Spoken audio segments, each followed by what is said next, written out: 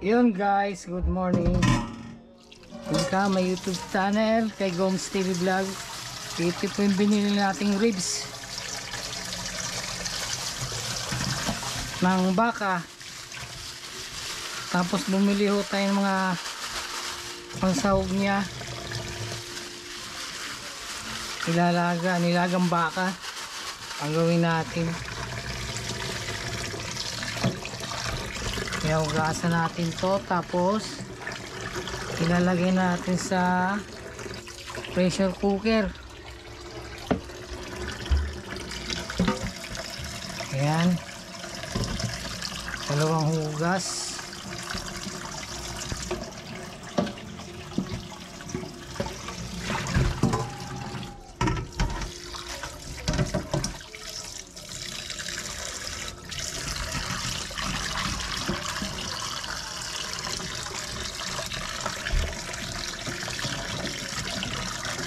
Tatlong hugas na lang.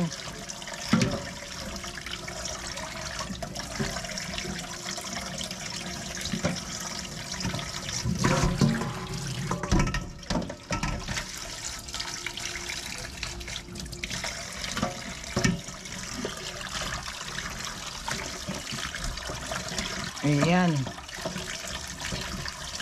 tatlong hugas spare ribs.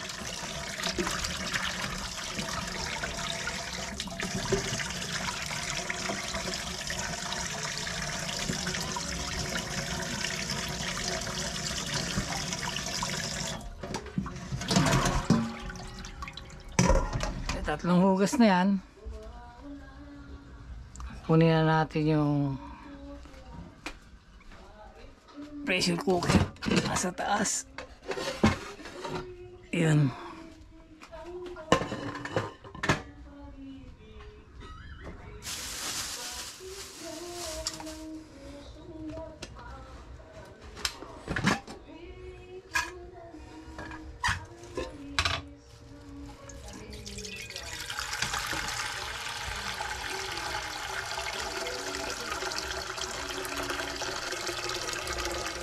Lagyan natin tubig.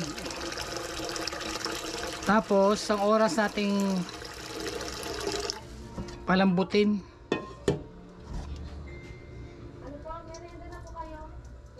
Isang oras.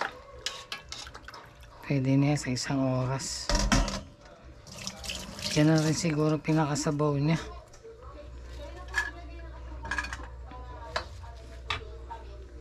Lagyan na natin ng asin.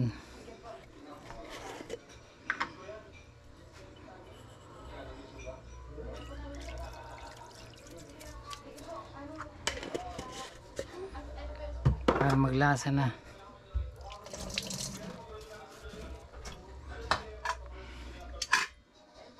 Ayan, takpan na natin.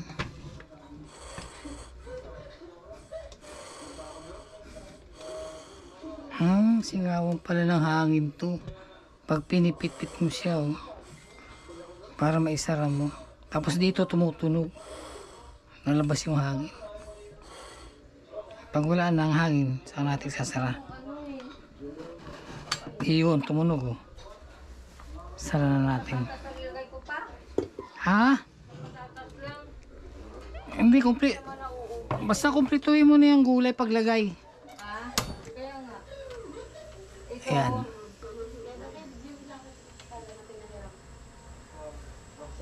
Isang oras nating palalambutin ang beef. Ayan guys, ilalagay na yung gulay. Kasi nilipat yung kalalutuan natin. Anong gulay yan? Yung daw na. Pechay. Pechay. Yan lang muna. Pechay lang muna? Layo mo ho. Pechay. Kasi yung matigas. Pag medyo malambot. Yan yung gulay na. Polyo tsaka pechay. Dalawa lang tayo pero ang ulam natin 1 kilo. Oh, 1 kilo yan. Kaya nga eh. Dalawa lang tayo eh. Ayun. Habang nintay natin yung maluto, marapit na rin mag alas 12, 11:39. Oy, Ayun guys, naubusan kami ng gas kaya dito to nilipat. Pero 1 oras na, kailangan na itong i-off. Yan. Tapos pasingawin na natin.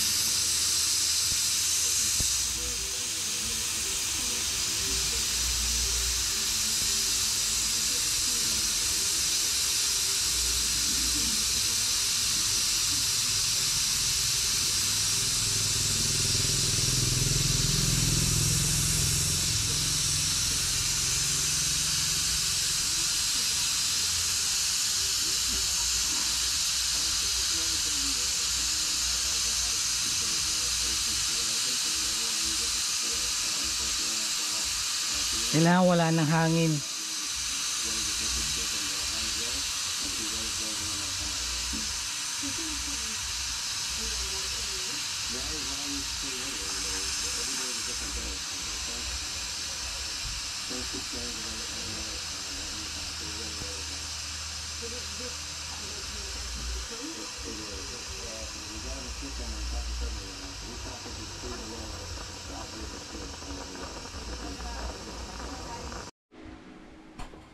Yun guys, naluto na. Yan na siya.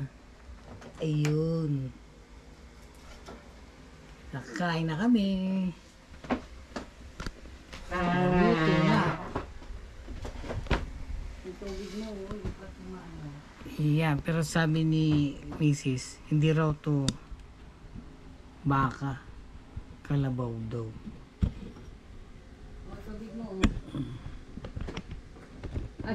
Ayun ang binuksan mo sana, ayun o. Yan.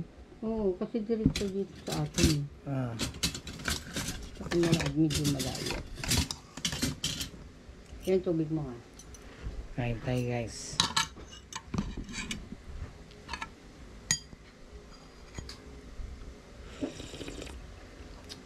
Ayan, di na masyado mainit tuloy. Abot?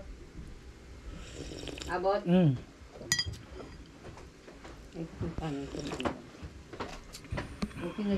Wala tayong ano dito eh. So guys.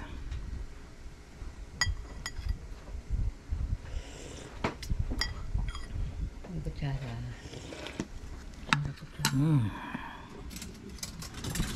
Ito hindi.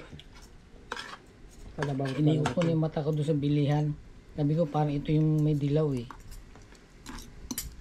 Sana doon ka bumili sa binilhan mo nung bagong Doon taon. pa rin. Ano baka ubos na. Meron ng patis na may sili tsaka kalamansi. Kapsawan.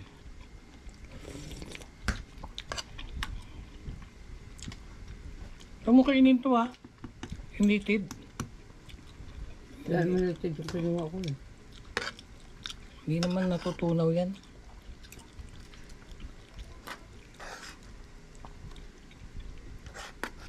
Yun guys, nasira na itong kalan namin. Ayan oh. Butas na. Biro mo, pumunta na kami dyan sa labasan, yung bilihan, o kaya sa hardware, o kaya sa bilihan ng mga gamit sa bahay ba. Walang mabili. Pumunta na kami sa bayan. Ang nabili namin, doon pa sa may parang Divisoria store na maraming mga gamit talaga sa bahay, doon namin nabili siya. Pero mataas ito. Hindi sila magkamuka. Buti na lang sukat. Ito palubog eh. Malaki butas. Ayan, hindi sila magkamukha pero pwedeng gamitin. Shoot sa butas para yung sukat. Ayan. Okay ka. Testing. Oh, di ba? Ayun, ganda. Kasi ganito yung tsurang original o palubog. Eh, wala ka naman makukuha ganyan, wala ka naman mabiling ganun. Oh, iba. Hirap bumili ng ganito. Tapos guys, yung mga parumi nating labahan na dinala ko rito sa Cavite. Ito. Mga marumi.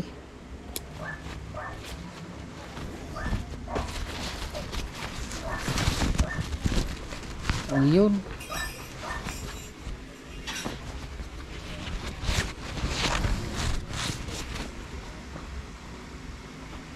Naipon sa Taguig.